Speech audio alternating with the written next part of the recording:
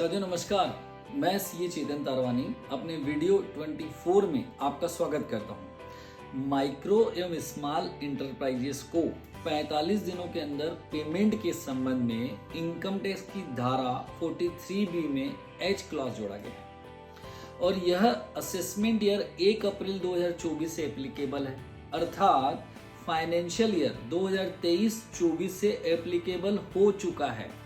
बहुत ही simple provision है, एक एक बात को ध्यान से सुनिएगा, घबराने की बिल्कुल आवश्यकता नहीं है। पॉइंट नंबर 1, यदि आपने माइक्रो या स्मॉल इंटरप्राइजेस से माल खरीदा है या उनसे सर्विस ली है तो आपको हर वर्ष की समाप्ति पर अर्थात 31 मार्च को चेक करना होगा कि उनका भुगतान बाकी है क्या। यदि उनका भुगतान बाकी है तो आपको अधिकतम 45 दिनों के अंदर भुगतान कर देना है। यदि आप ऐसा नहीं करते तो आपकी इनकम में उतना भुगतान जोड़ दिया जाएगा और जब अगले वर्ष आप भुगतान कर देंगे तो उतना भुगतान आपकी अगले वर्ष की इनकम में से माइनस कर दिया जाएगा। पॉइंट नंबर 2, साथियों यह 45 दिन अधिकतम दिवस है। यदि वेंडर ने आपको ज्यादा दिनों की उधारी की सुविधा दे रखी है तो भी अधिकतम 45 दिनों के अंदर भुगतान करना होगा। यदि वेंडर ने आपको कम दिनों के लिए उधारी की सुविधा दे रखी है तो उन कम दिनों के अंदर आपको भुगतान करना होगा। और यदि वेंडर और आपके बीच में ऐसा कोई एग्रीमेंट नहीं है, कोई बातचीत नहीं है कि आपको कब भुगतान करना है, तो आपको अधिकतम 15 दिनों के अंदर भुगतान करना होगा। पॉइंट नंबर 3, साथियों यहाँ यह समझना अनिवार्य है कि स्मॉल और माइक्रो इंटरप्राइजेस का अभिप्राय क्या है।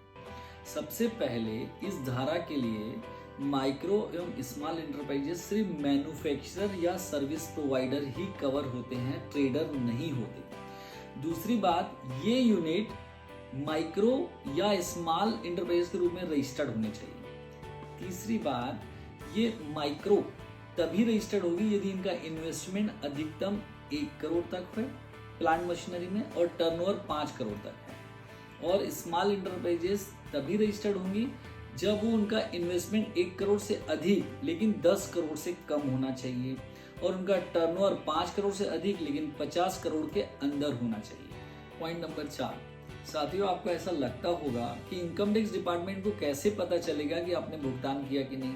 तो आपको मैं बता दूं, यदि आपके अकाउंट्स का ऑडिट होता है तो ऑडिटर की जवाबदारी है कि वो अपने ऑडिट रिपोर्ट में मेंशन करें कि जो 31 मार्च तक पेंडिंग भुगतान है उसका आपने भुगतान 45 दिनों के अंदर किया है कि नहीं। और यदि आपके अकाउंट्स का ऑडिट नहीं होता, अर्थात आप अपना रिटर्न 8% या 6% वाली स्कीम में फाइल करते हैं, तो यह 43 धारा आपके ऊपर एप्लीकेबल ही नहीं होती। साथियों अंत में यह बता दूं कि यह भुगतान का प्रतिबंध सिर्फ उन पेमेंट पर लागू होता है जो 31 मार्च को बाकी है।